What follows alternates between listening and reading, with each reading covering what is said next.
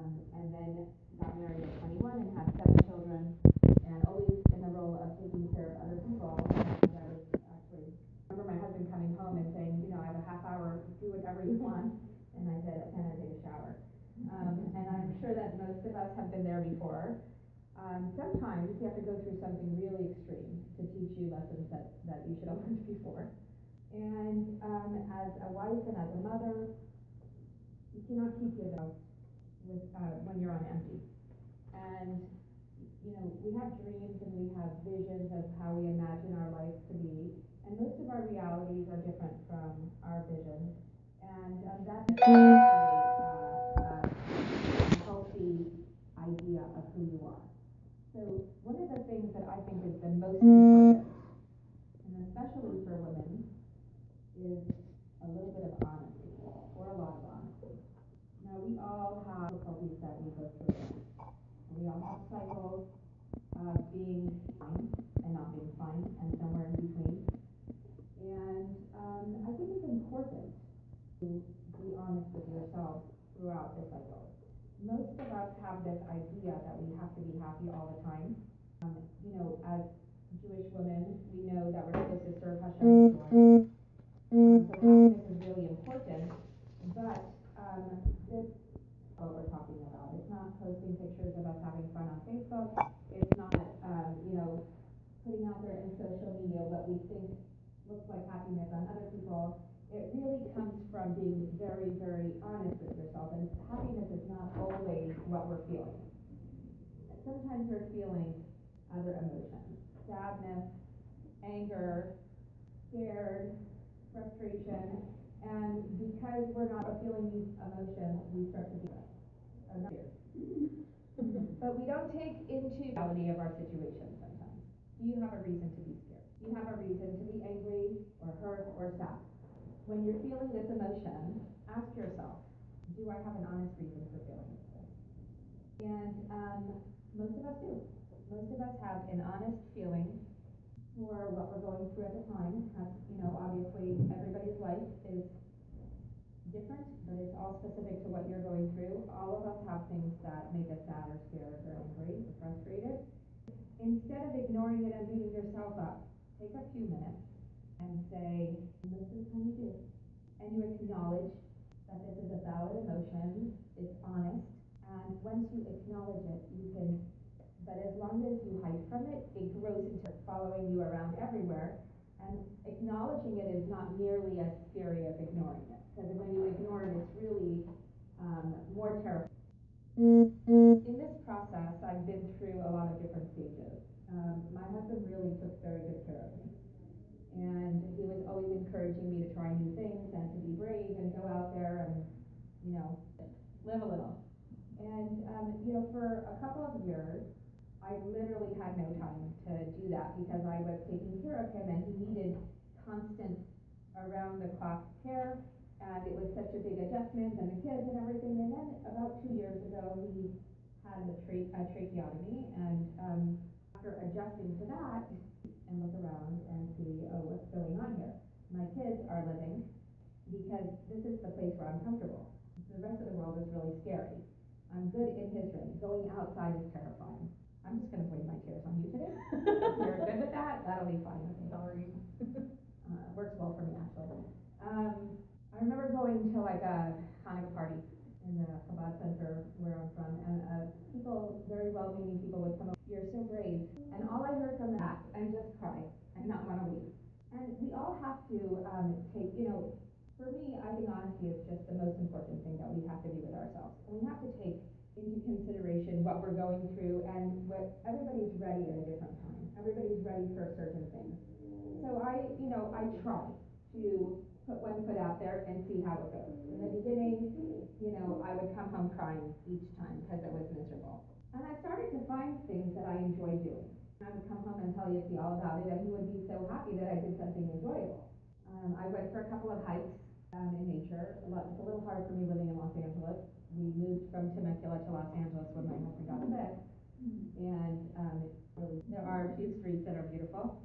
And I like living in nature. Where I live was beautiful. And so taking a walk with the trees and nature, it does make my husband a little nervous that I'm going on my own. Interesting too, he said to me, I wish you would have a gun. So I came back from that first hike and I said to him, you know what, I came 5 feet away from a rattlesnake. And if I would have had a gun, I would have shot every bush that made noise after that, right? So it's a really good thing I don't have a gun. So we have to kind of find things that we like. Some of us know what we like. Some of us remember having hobbies when we were kids, things that we thoroughly enjoy, or things that we're good at, things that we can just zone out and be in a different frame of mind. And some of us have to learn it at an older age, like myself. I have to learn it now. So it means that I'm trying all kinds of things. One time I was tired of being afraid. I said I just have to do something that is gonna like fear and kick it in the butt. And so I did like the logical thing, right? I set up an appointment to take a lesson in trapezing. Right? So trapezing is where you swing, that's like 30 feet high, and then you put your feet on it and you're hanging, and you're connected to a harness, and there's a net under you. And where I did it was Santa Monica Pier, which is very beautiful. The ocean is all around you. And I'm terrified of heights. I'm terrified of every part of that. And I got up there, and I'm wearing a harness, and there's a net there, and there's a lady that I met 3 seconds before holding on to me, and you're leaning out there. And I had this interesting thought up there. What if we don't have a harness? We have to do it anyway. These things that require us to be brave is important, so you have savings in your bank account. And when you get somewhere and you're terrified, I've felt this before and I lived through it. That's important. That's important. I had recently was speaking with a woman who had her whole life turned upside down. I couldn't understand why she was. What is it that I can offer her? I think that what people want to know is that they're going to survive. They asked me a few years ago, as soon as we find a way, sometimes for our husband or for our kids, and some people are strong enough to do it all for themselves, but we find a way to survive, and we have to find things along the way that help us do that. A big supporter of having good friends. The thing about having good friends is some of us do and some don't. Some of us naturally have close friends, and some have to work really hard to have friends. The thing is, it's worth it. It's worth it because in the life that we go through, there's so many things that nobody can fix. But the worst possible thing is to have to do it alone. And when you have people that are there with you and supporting you, friends and family, it really makes the pain less. Not fixing anybody's problem. They just don't hurt as much. There's some other things, some of them didn't really get the feeling I thought I would get. Now, I do have a bunch of teenage boys, so they do influence some of the decisions that they think are cool. I have to try out. Like I went to the shooting range. I just thought I would have like a bunch of very different experiences that I would never otherwise experience. In general, in Los Angeles, a lot of Jewish people buy guns now because they don't feel safe. So it wasn't like a crazy thing. My husband's friend and his wife took me and their gun to the shooting range. And it was a very unusual thing. I don't know if anybody has ever tried it before, but the smells are different than anything you've smelled before. The feeling is something you've never felt before. The people there are people you've never seen before. And it was very interesting, like to try something new. A lot of times you get to a certain age, you stop trying new things. And I think it's important, whether you like it or not. It doesn't, what I did find out is that if the target is 16.5 feet or closer, I can see it. And I can hit it pretty well. Otherwise, I'm blind as a bat. But it's important to try new things. It's important to go out of your comfort zone. Sometimes I think that when I have to describe my comfort zone and what's outside of my comfort zone, there's nothing comfortable in my comfort zone. Everything that I hope for my family is just outside the comfort zone. I don't know if any of you have experienced this before, but not nothing, but most of the things that we want in life require us to go out of our comfort zone and make an effort to go to pursue something new. This talk at this time is a little hard for me because I found things that did help. At this moment, they're not helping because that's the way it works. You find one method that works for disciplining your children, and then your next child is nothing like that. And you always have to learn, and you always have to find new things. I think that we have to build up a reserve so when we're stuck. But the thing is, it doesn't always work again. At the point of that, you constantly have to try, constantly have to learn, you constantly have to go out there and be brave and try something new. This interesting explanation of Asa Huashir.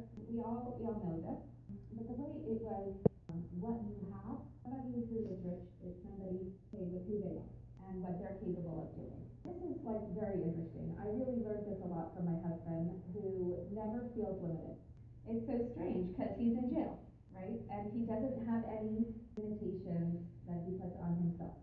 And those of us who are able to move and talk and eat, thank God, and everything is on ourselves. And you know, I'm trying to think, was he really like that before? Was he not like that? He was always odd. He was always like, unbelievably happy all the time, had the most emuna and bitachon from anybody I had ever met. And I used to tell him, because we were on Shlichus for 15 years in Temecula first, and Temecula was hit second hardest in the country in the housing crisis. So not only were we broke, but everybody in our community was broke, right? And when people come to the shliach to borrow money, things are bad. And just to pay bills, not to do anything. But I used to tell him, you see, I love emuna and bitachon, but we can't eat it for dinner, right? So really, I think that decision we go through, every circumstance we go through, is all colored by our perspective. And when I share something with you, I'm not changing your life. I'm just maybe changing part of your perspective. As a woman, it is important to take care of your inner side, your inner self, and that has to do with a lot of things. For myself, I think health is important. I see what it's like to have sickness in my family, and although his sickness is not genetic, there are people who are not well and they could help themselves. I think it's important. It's important for ourselves. It's important for our children. And instead of looking at it like I'm going to do exercise because I was horrible and I ate all that cake and I shouldn't have, I'm going to do exercise because I'm worth it. I'm worth being strong and healthy and being available to play with my kids and have energy for that. It's important to take care of the spiritual aspects of your life and to constantly grow in your spirituality. And for everybody, that means something else. When you have a bunch of little kids at home, Hashem is not asking you to spend your time in shul and ashurim. Your avodah is taking care of your kids. This Rosh Hashanah, I saw something going around WhatsApp that everybody came to the king to wish him a good year, and his children's nanny came. And he says, that's very nice of you, but he's watching my kids. So there is a time where that is your avodah. It doesn't feel spiritual, but it's temporary. And there is a time where your children are a little bit more grown up, start to think about yourself in a different way than you did when they were all younger, and all you thought about is when can I have a shower. And I think it's important. I mean, you here live in a community where there are a lot of frum people, and I'm sure there's a lot of. We have the internet, which has unlimited amount of Torah on it. It's important that when you create your way that you think you can make. For us, it's about making slow and steady changes, and knowing that sometimes not everything works out according to how we plan. As a matter of fact, nothing does. No, something too. So I think that when you're taking care of yourself, health and nutrition is part of it, and then there's the part where you do something that makes you happy. This is harder for us because we're better with like taking notes and having concrete rules and okay, so you said I have to, stay away from dairy. Good, done. Okay, but it's a little harder when you have to find out what makes you feel alive. So everybody has different things that make them feel alive, and everybody here remembers that there were times where you felt more alive, more in touch with yourself, even in touch with your spirituality, because when you're really happy, you are more spiritual. And I think that when you're feeling good, you should make a list of these things. Because when you're not feeling good, you won't remember any of them. You won't even remember that you had that feeling. But we have to have like a game plan. What happens when we're having a hard time? Not saying that we should, go to the shooting range, or I had to do something extreme, because I really, like, for myself, when Yippee got sick, I was, like, literally frozen. I didn't move for years. I could sit in a chair for 18 hours a day and just be frozen and too afraid to do anything. So I had to go a little extreme. My friend has been running the Miami Half Marathon for 2 years. I told her I was going to go and hit it. And yesterday, the doctor told me that, I don't know if your foot is up for that. Plans don't always go your way, but I think that we always have to be pushing ourselves and trying new things. We have our circumstances. We have the things that we have, and we often look at them, the history of people, our history. When did you learn? When did you learn the most, not only about yourself, but about other people? And I know for myself, it's when things were hard. Things are hard, you can, you see the goodness in other people who come forward, see the strength of your family, and yourself, you surprise yourself a lot. And after I had my youngest son, who's now 10, for 3 years I didn't do any teaching in the Chabad house. He was very close in age, and it was very overwhelming. And when I went back to teaching, like my 12 ladies doing the Rosh Chodesh Society, I literally woke up with a rash on my face. Very hard. I was terrified. And these are women I knew for years and years, and anything I teach them is more than they know. So this was one of those fears that I had to figure out how to live with. I'm not going to say get over, because we don't always get over our fears, but sometimes we get to live with them and to function anyway. And you build up a reserve of, I've been here before, I've felt this way before. It has his computer that he communicates on, and I'll tell you more about that later. His computer doesn't speak words or Yiddish words very well. It doesn't always pronounce English words well either. One time I was particularly terrified of a talk I was giving. As a matter of fact, I had to walk up 4 stairs to the podium, and I was sure I was going to fall on my face. And in my mind, his computer is playing in my ear, "Don't be afraid, Hashem is with you." And as a matter of fact, he just texted that to me before I started. I think that fear should not stop us, because throughout life, the things that are the most important to us are the things that we're going to be afraid of. This is how the Yidhara and the Yidhara. You have a mission in life.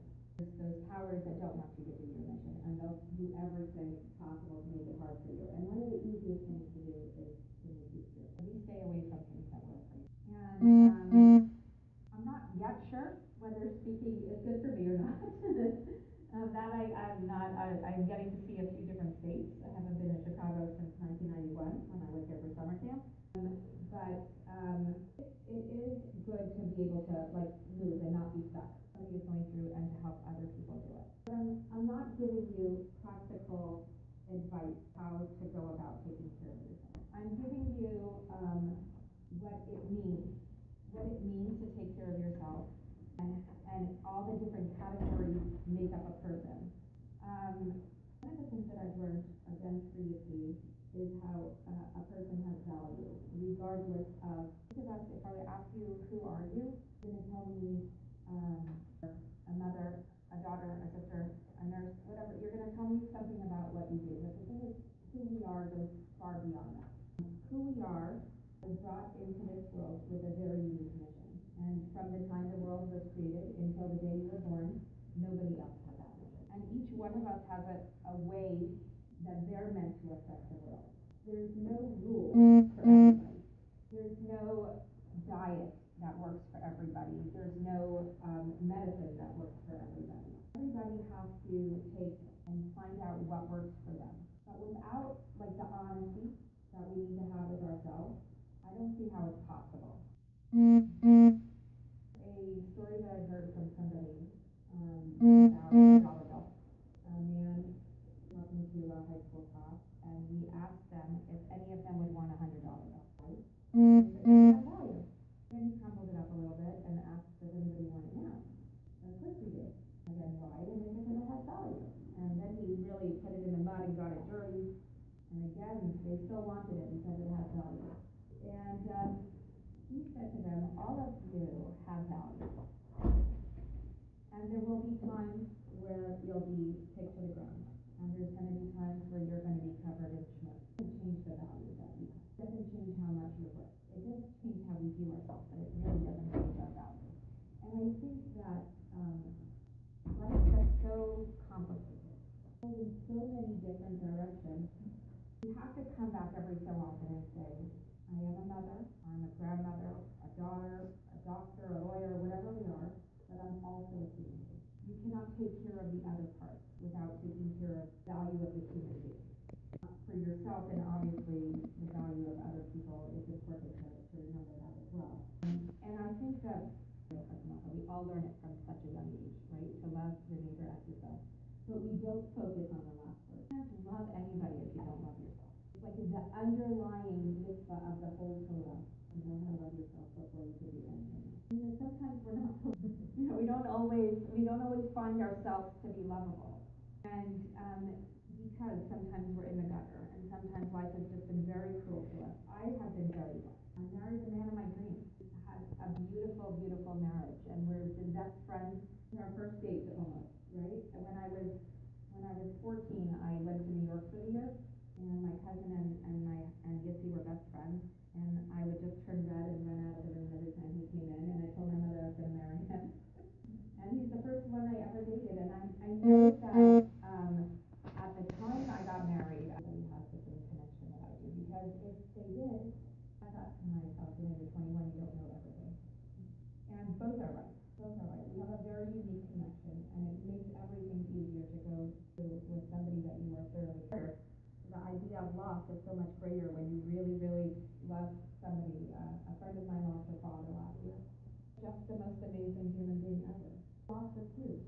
Somebody who did not have such a great father does not have the huge loss. And the more you love somebody, the more special they are, the more terrified you are at the thought of losing. For me, one of the things that I do to help me be brave is I act in a way that I think he would be proud of. And I'm not in the closet crying. So so I try to, whatever time we have, I think in a way it's easier for me, because I know the time is, and therefore we want to make the best of it. And of course, you can't live every second of your life like that, but it helps, again, to have perspective. We all there one day and gone the next day. We always figure the relationships that we have that bother us, we'll fix them eventually. And that brings us down, challenges your ability to be, when you have those close relationships that are not good. It's important. Look at yourself like a whole person, a lot of different parts. You have your spiritual parts, you have your emotional parts, and all have to be well taken. Really, we don't become ready to have fun. It only gets more because our problems grow. They do, and we need a bigger support system. We need to be stronger than we were as children. It talks about love in the Torah because the people that it says give, receive love. Those who did not receive love, much harder for them to give love. Everybody most of us, at least who's my age or older, have parents who lived through the Holocaust. Rebuilding their parents did. Let's just say most of our childhood lucky enough to have beautiful childhood. But it's important to fix that. The two relationships that we have of a parent and a child are us as a child and us as a parent. Not their childhood, but you can make sure that it's better for your children. I don't think for one they're happy with you. The most valuable thing that we can do for ourselves is to be kind. The worst thing is to go through something hard and beat yourself up over it. You would never do that to your friends. You would never be so cruel. And I know a lot of people, the voice in their head that's always nagging, oh, you shouldn't do that, you don't look so good, you're so lazy. It's their own voice. To be a person, make this world better, to make this world ready for Mashiach, it has to start with you. Sure, if I gave anybody any good ideas, at least you have the idea to go out there and do something crazy. How important is that work for you? And everybody has something to share it with your friends. Remember going through a hard time, and I tried this. Some people it's getting a massage, some people it's sitting in a warm bathrobe drinking hot cocoa. People find it really hard to just sit with a friend and not say anything. Find what works for you. Find many things that work for you. And share them with your friends, because everybody needs some new ideas, because nothing works all the time. The best thing that we could do for each other, but also for each other, is to be a good friend. There's a really interesting concept that I read somewhere called holding space. Space means, I know you're going through a hard time, right? And you know that I'm there for you. The way I started to think, can you do this for yourself? I know you're going through a hard time. You can do anything yet. Here, when you are ready, we'll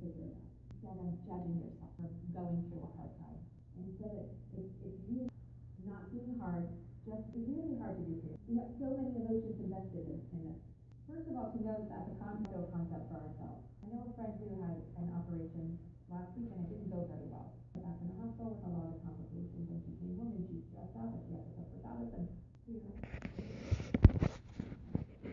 Okay? There is a story of Shlomo Melech who was walking through the market, and there was this jeweler announcing that he can make anything your heart desires. So Shlomo Melech went over to him and he said, I have a very complicated piece of jewelry I want a mood ring. When I have to speak to me, and first of all, this jeweler was really, coming out for 3 days. There's a beautiful ring he made that said, this too will pass, that will pass. But until it does, just, my friend is the one driving. We're going to do the best that we can to build ourselves up to be strong on every level that we can be and to take good care of ourselves and our families. And in the meantime, we're not going to make it work. I hope you found something helpful there. I feel like I crammed a little bit too much. I don't know.